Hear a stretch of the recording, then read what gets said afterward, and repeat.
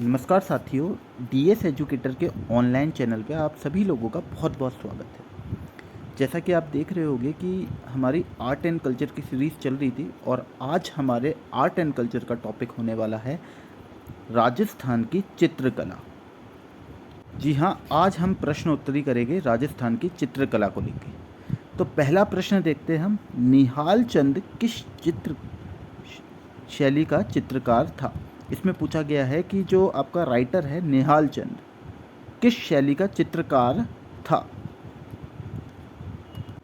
Option number 1 Nathdwara, option number 2 Kishangarh, option number 3 Bundi, option number 4 Marwar. तो इस प्रश्न का सही उत्तर आपका हो जाएगा ऑप्शन नंबर 2 किशनगढ़। तो चलिए आज हम जानते हैं किशनगढ़ शैली। ये जो आपकी किशनगढ़ शैली है, इस प्रश्न में हम किशनगढ़ शैली को लेकर कुछ बातें करते हैं। और किशनगढ़ शैली की जब बात की जाए तो आपने देखा होगा चित्रकला क्या होती है, पेंटिंग्स होती है। तो किशनगढ़ स्कूल ऑफ पेंटिंग्स की जब बात हम करेंगे तो ये बाकी जितनी भी स्कूल ऑफ पेंटिंग्स है उनसे कुछ हटकर है। उनसे हटकर इसलिए क्योंकि इसमें कला से ज़्यादा ये एक लावण्य पूर्ण शैली है, लावण्य पूर्ण शैली है। अब लावण्यपूर्ण से मतलब क्या हुआ? लावण्यपूर्ण का मतलब है कि एक ऐसी शैली जिसमें किसी वस्तु या व्यक्ति की सुंदरता या उसके आकर्षण का वर्णन हो। कहने का मतलब ये है कि इसको अगर अपन इंग्लिश में बोले लावण्यपूर्ण यानी एस्थेटिकली प्लीजिंग स्टाइल, ठीक है। यानी इसमें किसी नारी सौंदर्य की का वर्णन हुआ हो या किसी वस्तु का वर्णन हुआ हो, ऐसी शैली को अपन क्या कहते हैं? लावण्यपूर्ण। तो इसमें कला से ज़्यादा क्या है, लावण्यपूर्ण शैली का प्रारंभ अगर राजस्थान में देखने को मिलेगा तो हमें किशनगढ़ शैली से देखने को मिलेगा। ये जो किशनगढ़ राज्य है ये हमारे जयपुर और अजमेर के बीच में है। आप सभी को पता होगा किशनगढ़ अपने जो मारवाड़ का एरिया है उसमें आता है और ये अपने मार्बल के लिए प्रसिद्ध है। जयपुर और अजमेर के बीच में किशनगढ़ बना हुआ है। 1611 में एक झील हुई गुंडालिया, 1611 में एक झील हुई गुंडालिया और उसी के किनारे एक राज्य की स्थापना हुई। और राज्य की स्थापना किसके द्वारा की गई? आपका जो मारवाड़ वाला एरिया है उसमें जो राजधानी है अभी जोधपुर, मारवाड़ के एरिया में जो जोधपुर है, जोधपुर में एक राजा हुए उदय सिंह। और उदय सिंह के ही 8वें जो पुत्र थे उनका नाम था किशन सिंह। और ये जो किशन सिंह हुए, इन्हीं के नाम पे किशनगढ़ के नाम से एक राज्य बना जिसको अपन किशनगढ़ बोलते हैं।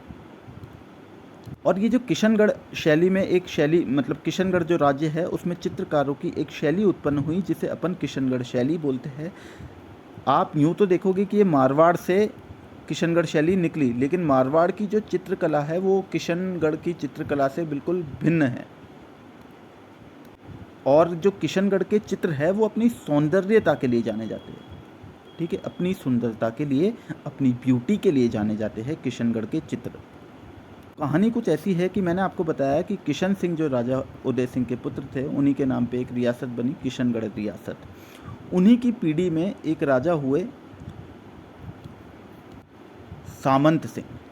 कौन हुए? सामंत सिंह। उन्हीं की पीढ़ी में एक राजा हुए सामंत सिंह।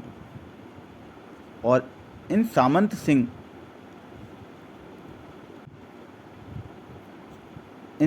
सिंह जो है ये हिंदी काव्य साहित्य में विख्यात हुए। किसके नाम से? नागरीदास। तो ये कवि थे और इनका नाम पड़ा कवि होने के कारण नागरीदास। ये एक बहुत ही अच्छे चित्रकार भी थे। कौन? सामंत सिंह। और इन्हीं के काल को किशनगढ़ शैली का सबसे ज़्यादा स्वर्ण युग भी माना जाता है। किनके काल को? सामंत सिंह या सावंत सिंह के काल को। अब हुआ कुछ यूँ कि ये जो नागरीदास है, इन्हीं के दरबार में, नागरीदास के दरबार में एक गायिका थी जिनका नाम था बणी थणी। और उन बणी थणी से क्या है, नागरीदास को प्रेम हो गया। अब क्योंकि नागरीदास क्या है, एक चित्रकार था और उन्हें बनी ठनी से बहुत ज़्यादा प्रेम हो गया, तो वो बनी ठनी को राधा के रूप में देखने लग गए। अब वो उनकी आराधना भी करते थे और वो उनकी आराधना उसी रूप में करते थे जैसे भगवान कृष्ण राधा को पूजा करते थे।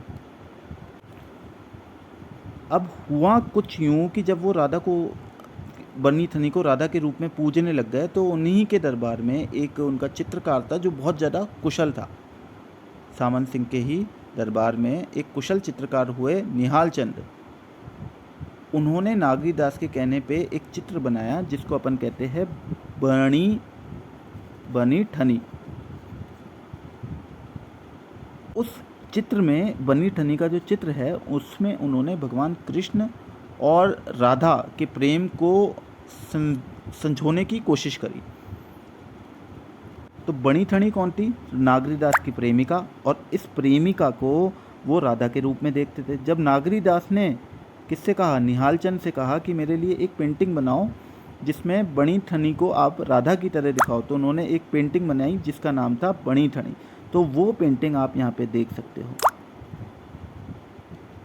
अब आप ये जो पेंटिंग आपको दिख रही है, इसमें आप देख सकते हैं कि ये जो पेंटिंग है ये है बनी ठनी की।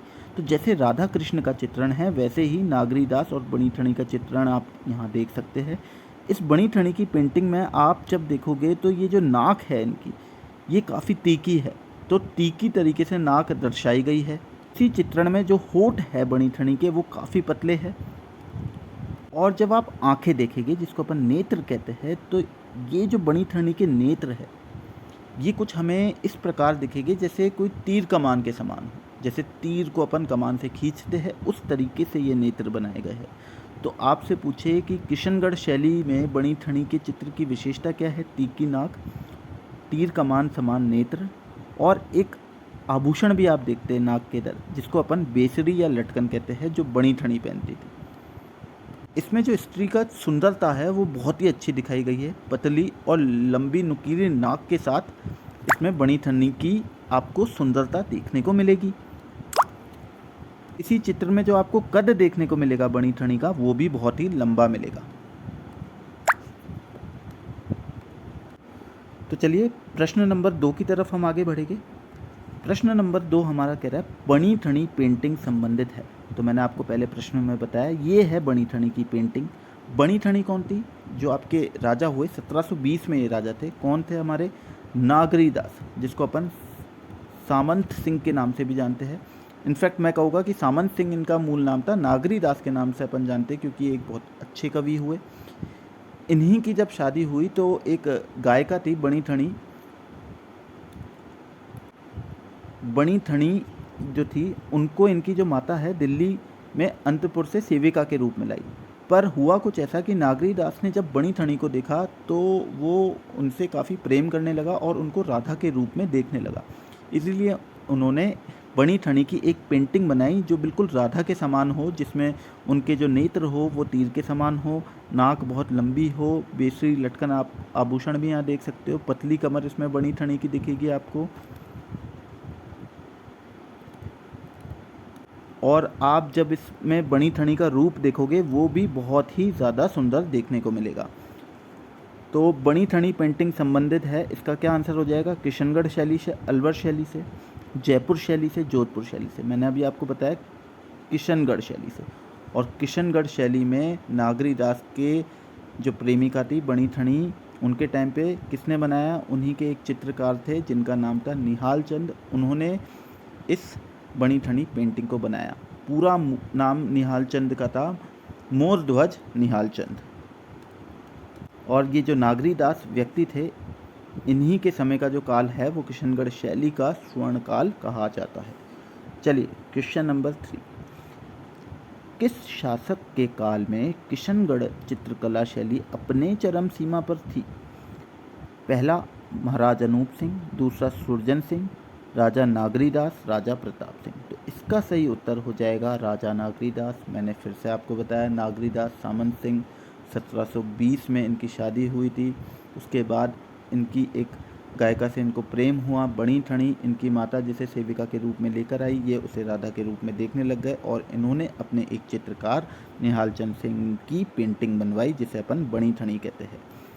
कुछ बातें मैं किशनगढ़ शैली के बारे में आपको और बताऊं कि किशनगढ़ जो शैली थी ये हमारी वैष्णव धर्म से भी प्रभावित थी। अच्छा, वैष्णव धर्म जिसमें बाल कृष्ण की पूजा होती है, तो आपको भी पता है कि कृष्ण और राधा की जब तस्वीर का वर्णन हो रहा है तो ये ऑब्वियसली वैष्णव धर्म से ही प्रभावित थी। और इसमें आपको प्रेम पूर्वक, जिसमें प्रेम, जिन चित्रकला में प्रेम दर्शाया गया है वो भी आपको देखने को मिलेगा। कुछ बातें मैं और भी बता दूं कि ये जो बड़ी ठणी पेंटिंग है इसने राजस्थानी चित्रकला का काफ़ी गौरव बढ़ाया, और जब गौरव बढ़ा तो इस पे 5 मई 1973 में एक डाक टिकट भी जारी हुआ। किसको? बड़ी ठणी की पेंटिंग के साथ एक डाक टिकट भी जारी हुआ। आप यहाँ देख सकते हैं, ये है डाक टिकट, ये बड़ी ठणी की पेंटिंग, और ये 20 पैसे का जो है भारत सरकार का डाक टिकट बड़ी ठणी पे 1973 में जारी हुआ था।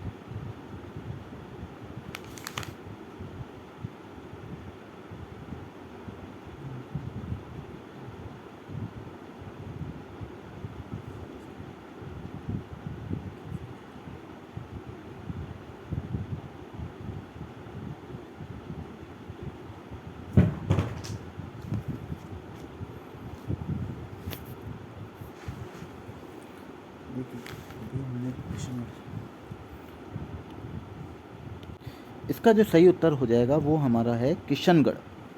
किशनगढ़ हमारी जो मारवाड़ शैली है, मारवाड़ शैली की एक उप शैली है, और ये किशनगढ़ जो स्थान है ये कहाँ पर है? अजमेर में है। मैंने आपको बताया कि जो किशनगढ़ शैली हुई हमारी, इसका स्वर्ण काल तो था सामंत सिंह। स्वर्ण काल कब रहा? सामंत सिंह जब राजा थे उनके काल को इनका स्वर्ण काल मानते हैं। और इसका जो मुख्य चित्रकार था जिन्होंने बड़ी ठणी का चित्रण करा, जिन्होंने बड़ी ठणी का चित्रण किया, उनका नाम तो था निहाल चंद, लेकिन कुछ और चित्रकार भी थे। कुछ और चित्रकार कौन थे? एक चित्रकार हुए हमारे लालचंद, फिर वहीं हमारे चित्रकार हुए अमरचंद,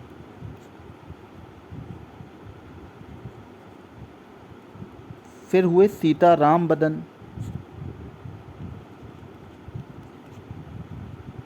फिर हुए नानक राम, फिर हमारे कुछ अन्य चित्रकार हुए रामनाथ, तुलसीदास, सवाई राम और लाडली दास भी कुछ चित्रकार हुए। मैं आपको बता दूं कि ये जो व्यक्ति है अमरचंद और हमारे जो सीताराम हैं, अमरचंद और सीताराम जो व्यक्ति है, ये बाद में जब नागरीदास का युग चला गया और निहाल चंद ने पेंटिंग, मतलब निहाल चंद के बाद में जो चित्रकार आए वो अमरचंद और सीताराम आए, और इन्होंने इसी शैली में पिछवाइयाँ जो होती है, केले के और वृक्षों के जो चित्रण होते हैं, बाद में मैं आपको बताऊँगा पिछवाई चित्रण के लिए कौन प्रसिद्ध हुए, अमरचंद और सीताराम। चलिए नेक्स्ट क्वेश्चन की तरफ बढ़ेंगे। बनी थनी चित्रकारी सामंत सिंह के समय किसके द्वारा बनाई गई थी? तो आपको बताना है बनी थनी किसके द्वारा बनाई गई थी। निहाल चंद, केसर चंद, अहमद शाह, बदरुद्दीन तैयब। तो सबको पता है आंसर क्या होना चाहिए हमारा, निहाल चंद। बहुत बार मैं इसको डिस्कस कर चुका हूँ। चलिए आगे बढ़ते हैं। क्वेश्चन नंबर 6, किशनगढ़ चित्रकला शैली के संरक्षक सावंत सिंह की मृत्यु कहाँ हुई थी? ये जो हमारे सामंत सिंह है, इनकी मृत्यु किस जगह पे हुई थी? तो सामंत सिंह की मृत्यु इसमें से सही उत्तर हो जाएगा वृंदावन। मैंने आपको बताया था कि सामंत सिंह जो थे वो वैष्णव संप्रदाय के बहुत बड़े उपासक थे। भगवान कृष्ण और राधा का प्रेम उनकी पेंटिंग्स में भी आपको देखने को मिला, इसलिए जो उनका अंतिम समय बीता वो वृंदावन में ही बीता था। चलिए क्वेश्चन नंबर 7, प्रलंबन ग्रीवा, लंबी आकृति वाली आंखें, नीचे झुकती बाहें, पतले अधर एवं नुकीली ठोड़ी वाली महिला जो आकर्षक मुद्रा में मलमल की ओढ़नी से अपना सिर ढके खड़ी है, ये कृति है। ये जितनी भी विशेषता है ये हमारी किशनगढ़ स्कूल ऑफ पेंटिंग्स की है। मैं आपको बता दूं कि जितने भी आपके एक ग्रंथ है रागमाला, आपकी भागवत पुराण,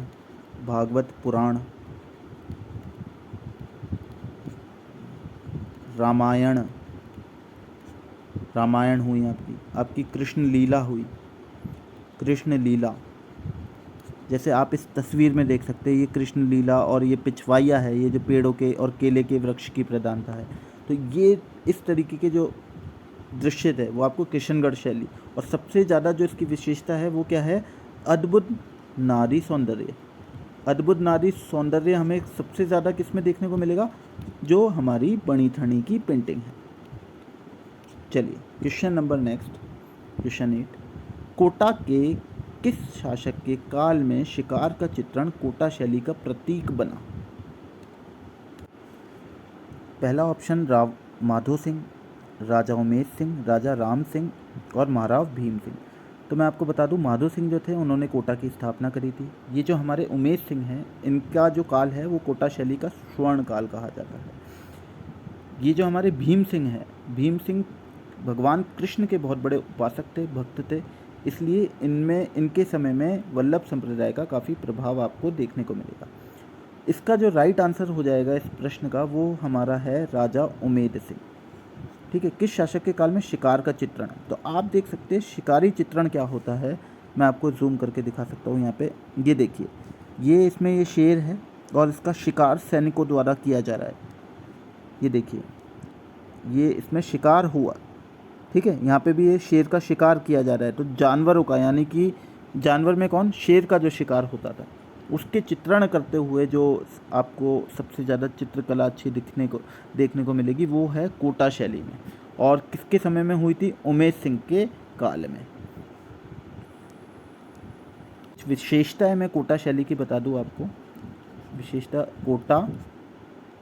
कोटा शैली की जब हम बात करें तो कोटा शैली में विशेषता कुछ ऐसी है कि 1768 में कोटा शैली में ही एक चित्रकार हुए डालू, और इन्होंने रागमाला, अगर आपसे पूछे कोटा में रागमाला सेट किसने चित्रित किया तो डालू नामक चित्रकार ने, जो कि कोटा का सर्वाधिक सबसे बड़ा रागमाला सेट है।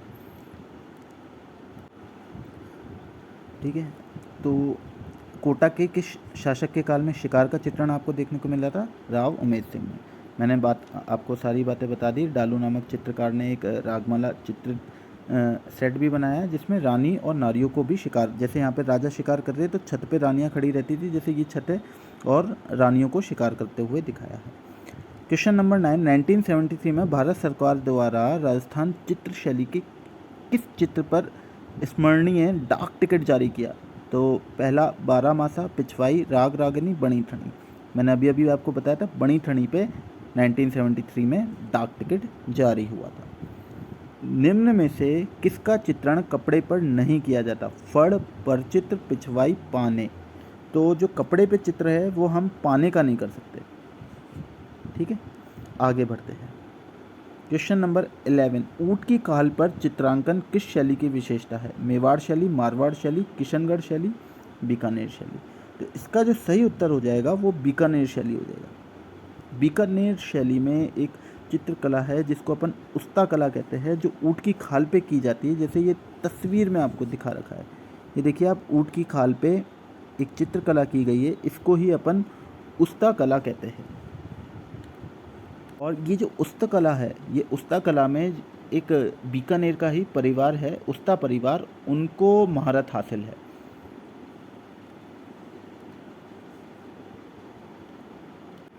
इसी परिवार में कुछ चित्रकार हुए जैसे रुकनुद्दीन उस्ता, साहिबुद्दीन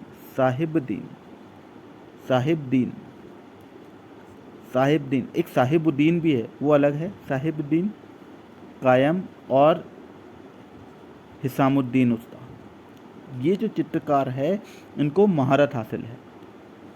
चलिए आज का लेक्चर हमारा यहीं तक ही होगा। नेक्स्ट जो क्वेश्चन इसके रह गए हैं वो हम अपने नेक्स्ट लेक्चर में पढ़ेंगे। अगर आपको इसी तरीके के प्रश्न और भी करने हैं तो आप कमेंट में टाइप कर सकते हैं कि आपको कौन सा चैप्टर आपको पढ़ना है।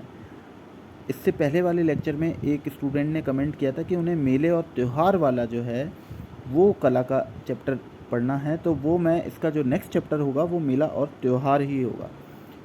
अगर आप और भी ऐसे वीडियोस देखना चाहते हैं तो हमारे चैनल को लाइक और सब्सक्राइब करिए और ज़्यादा से ज़्यादा आप इस वीडियो को शेयर करिए। चलिए, धन्यवाद, मिलते हैं नेक्स्ट क्लास में।